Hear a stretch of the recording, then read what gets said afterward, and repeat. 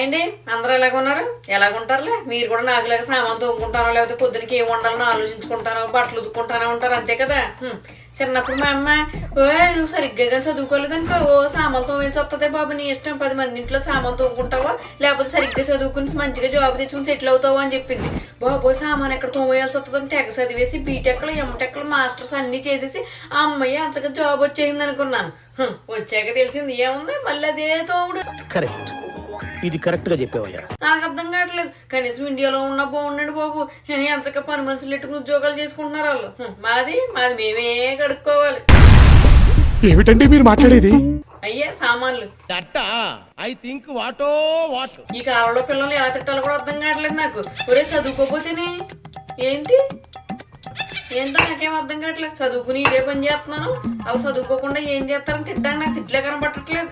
మీకేమైనా తెలితే కామెంట్ చేయండి. ఈ కాలంలో పిల్లలు ఏమని